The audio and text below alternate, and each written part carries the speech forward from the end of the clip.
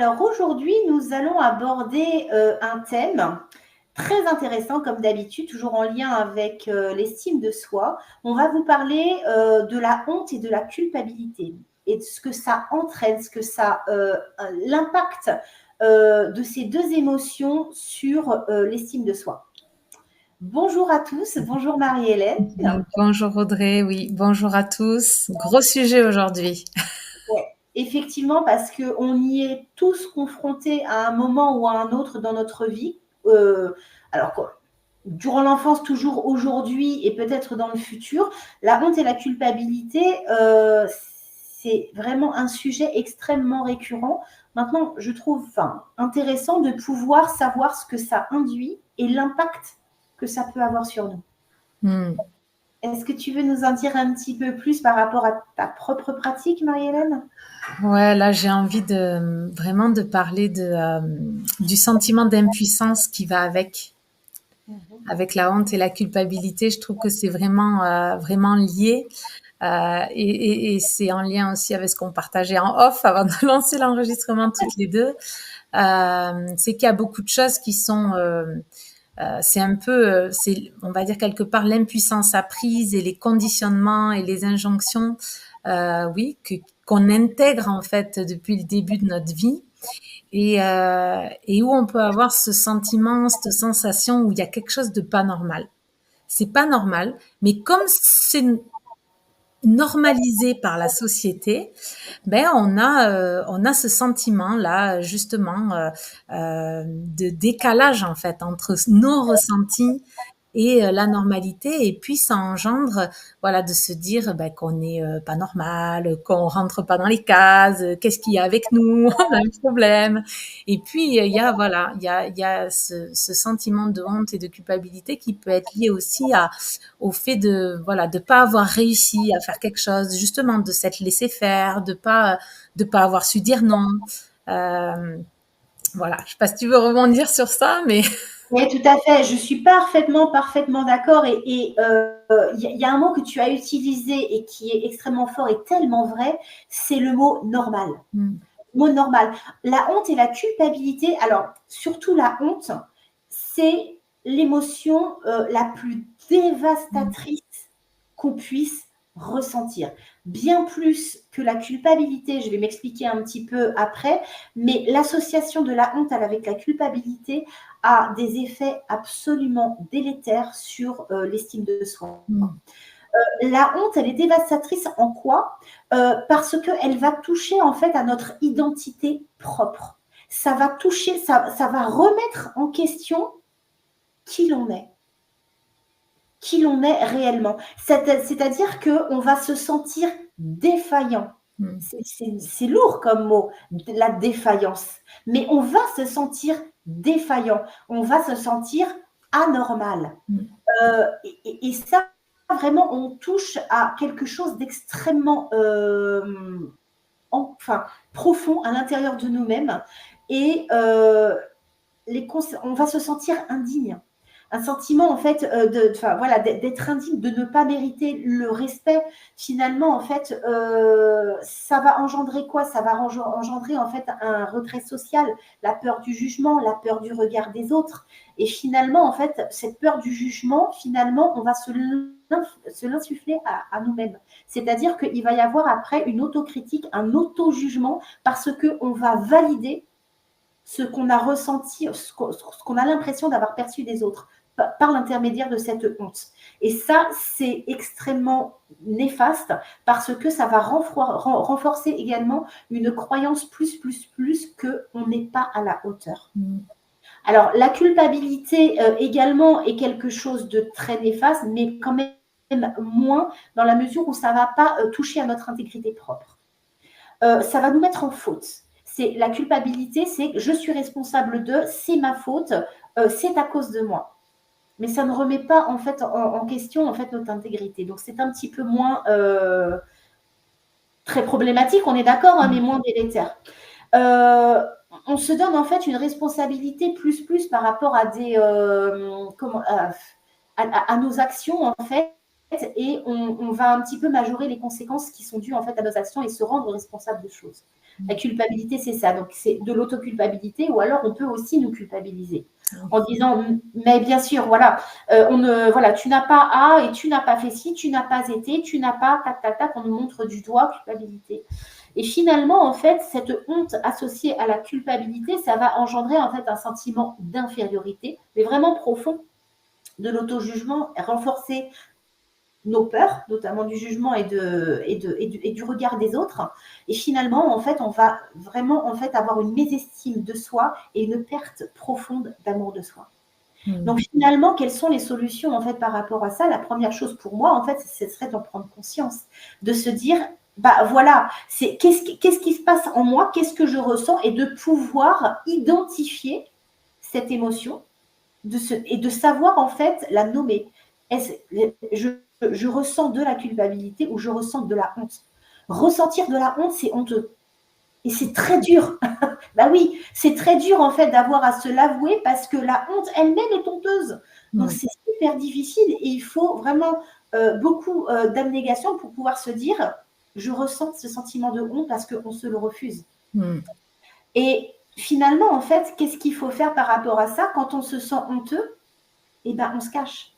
Et si on se cache, en fait, on manque de compassion. Donc, qu'est-ce qu'on peut faire pour contrecarrer ça? C'est justement de faire de l'autocompassion. De dire, j'ai le droit de ressentir ça.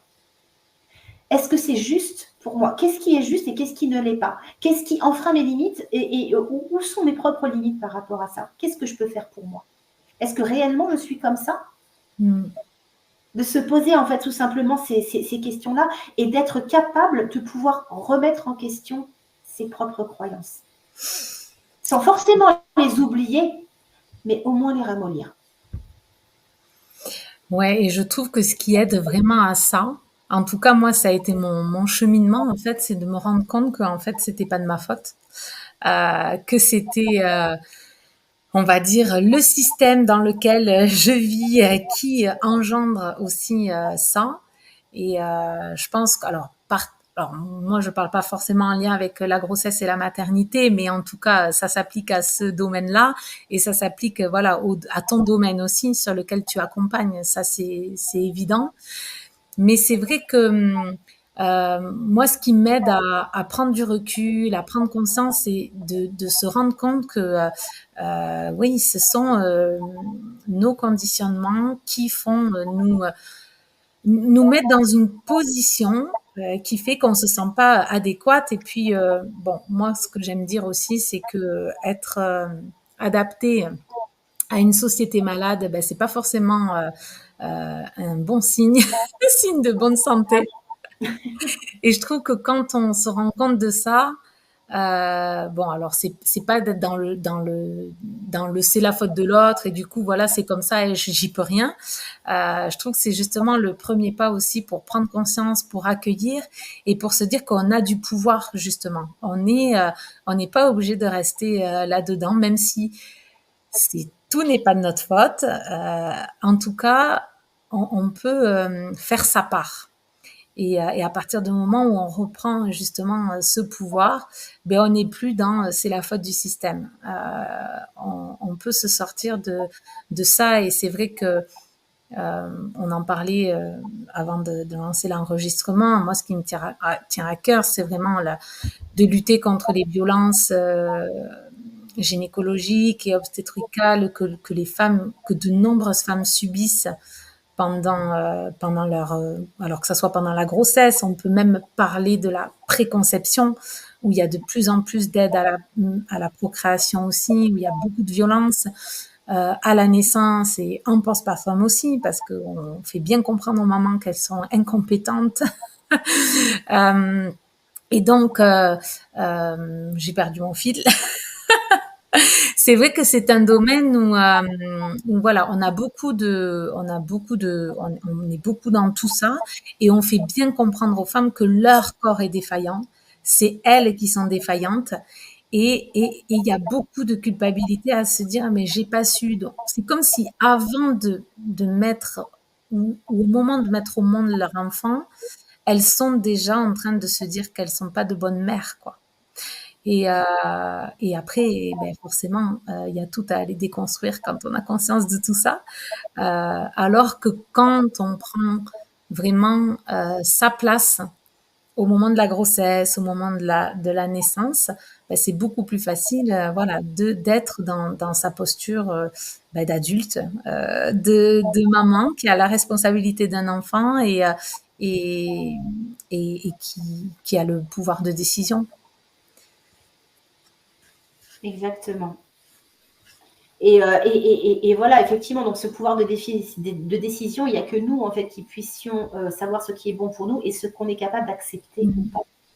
Et pour ce qui s'agit effectivement de mathématiques à moi, donc sur la honte et la culpabilité, ce sont vraiment deux émotions qui sont prépondérantes. Parce que quand on est en excès de poids, quand on n'a pas confiance en soi, parce que on n'aime pas l'image en fait qu'on reflète dans notre propre image en fait dans le miroir, on est forcément confronté à la honte et à la culpabilité et qui est renforcée, comme tu disais tout à l'heure, par des injonctions de personnes à la base bienveillantes, mais qui va venir renforcer cette notion de culpabilité et de honte. C'est que et tu manges trop, et si tu faisais du sport, ouais, mais si tu mangeais pas ça, tu serais peut-être autrement. Et si ceci, et tout le monde en fait, il va de son petit commentaire et va venir planter un petit peu plus le clou à chaque fois de sa responsabilité.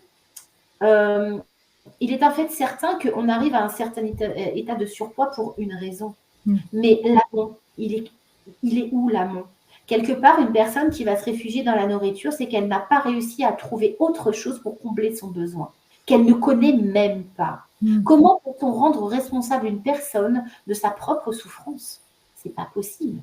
Donc du coup, de prendre le recul nécessaire pour se dire la honte et la culpabilité, oui, mais où commence ma responsabilité, où est-ce qu'elle s'arrête et qu'est-ce que je peux mettre en place pour ne plus ressentir ça. Parce que tant qu'on ressent de la honte et de la culpabilité, on ne peut pas sortir de cet état de conscientiser et de réussir à penser autrement. Tant qu'on ressent de la honte et de la culpabilité, c'est impossible. La première chose à faire, c'est de travailler dessus. Et ça, c'est pas une mince affaire. Oui, oui, oui, et c'est là où on en revient toujours à la même idée, c'est la première chose le premier pas, c'est toujours la prise de conscience. On le répète pour chaque thématique, mais c'est vraiment ça.